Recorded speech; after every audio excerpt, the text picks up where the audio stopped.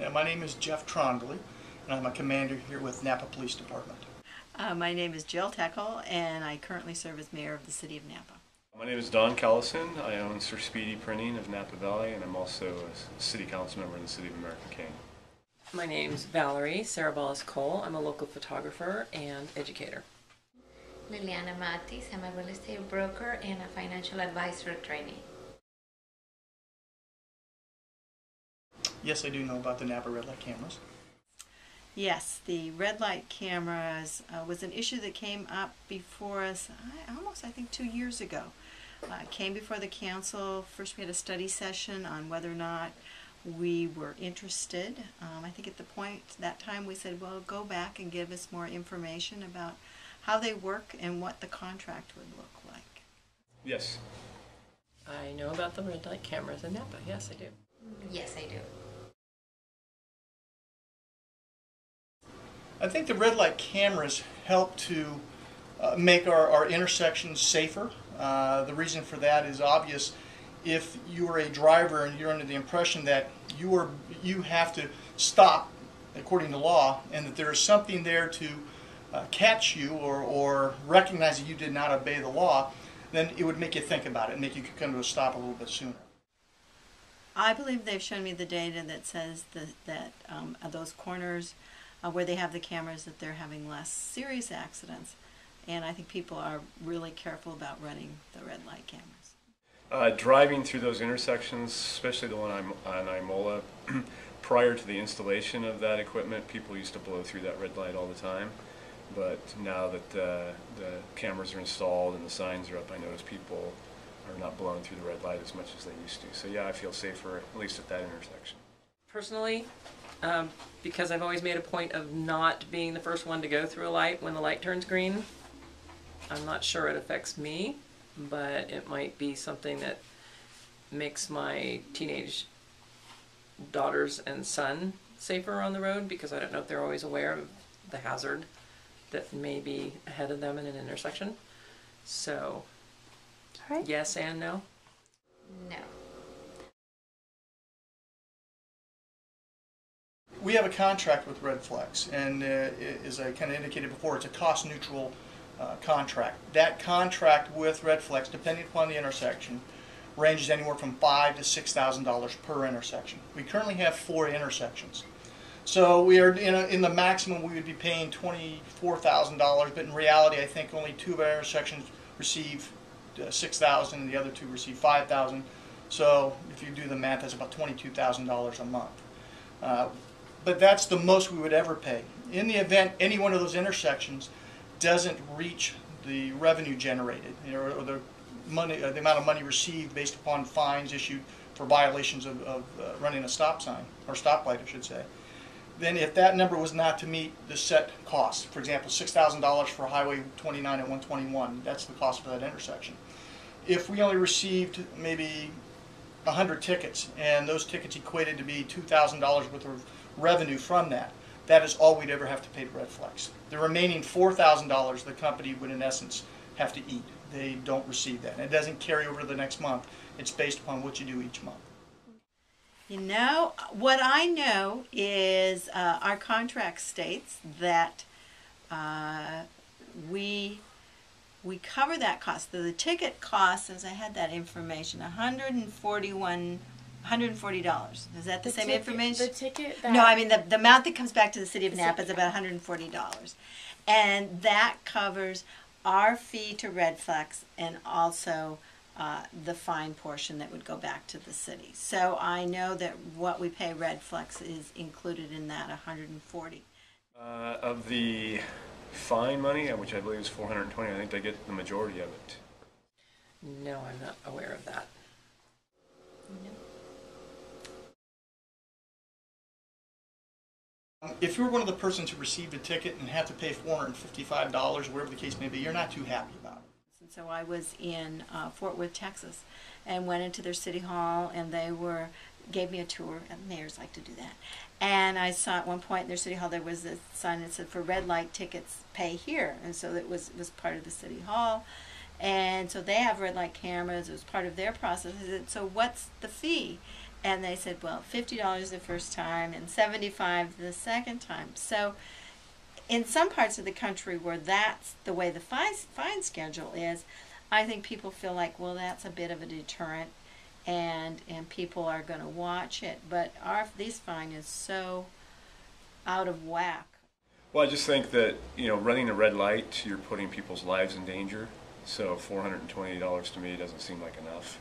That people need to really realize that they're no more important than anybody else who's driving a car. So when the light's red, you stop and wait your turn until the light turns green again. And just knowing that by blowing the red light, you could either strike a pedestrian or cause a traffic accident. I think that needs to be seriously considered and taken seriously. And like I said, nobody's more important than anybody else behind the wheel of a car. So respect the traffic laws. They're there for people's safety. And if a stiffer fine makes people pay more attention to it, then I would support that.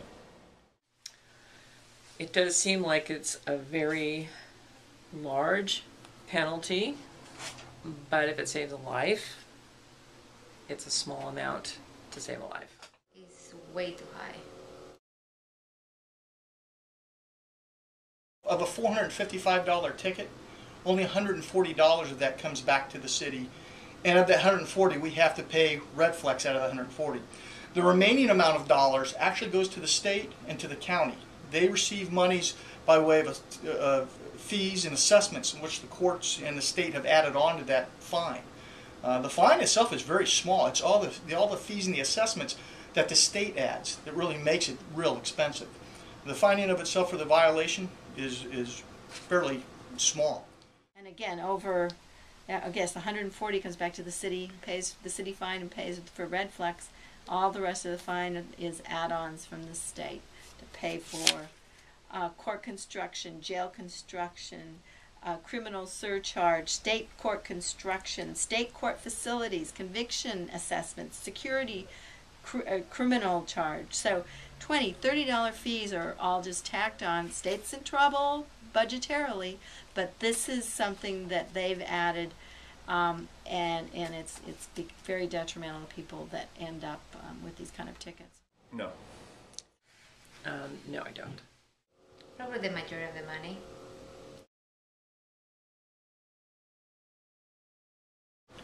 I think it should remain as it is. I think the benefit to it, as I said before, is that you really have that virtual enforcement taking place at that intersection, thus making drivers more aware of the fact that they need to stop and pay closer attention because they know the possibility of being caught on camera violating the law is great, and the probability of receiving a ticket is much higher. Well, I didn't support it in the first place, so I'm not going to support it again. I'd like to see them stay, and like on Amola, I think there's one direction that they don't cover that people still blow through the red light, so I'd like to see them maybe modify it. And just, the law is when the light is red, you stop, and people need to respect that. Not knowing the fees that are involved, I'm not sure how to answer that question. Terminated. And I will say this, there's a downside to the video as opposed to an officer being there.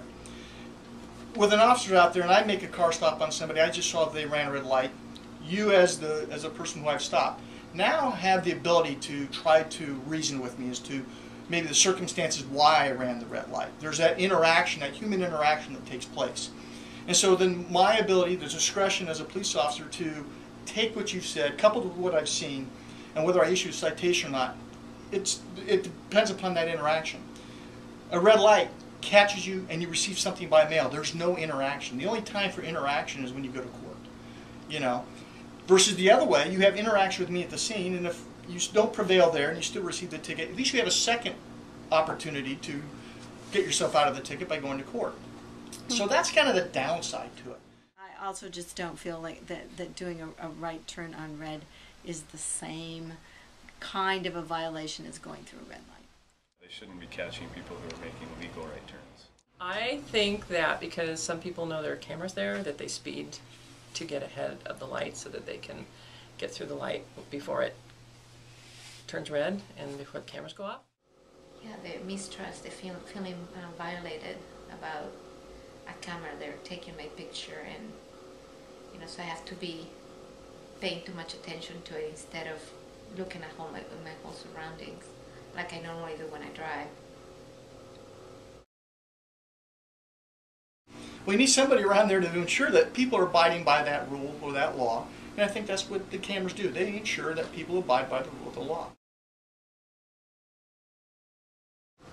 There has been a steady decline in intersection collisions throughout the city, to be perfectly frank, and at those intersections we've seen them as well. We'd hope to create a new process where we could have a hearing officer, and we could do that and avoid being part of the, sort of like I was saying in Fort Worth, where it was just handled locally within the city. But the state has stopped the ability of any city to do that. They want us to go through the state and the county court system.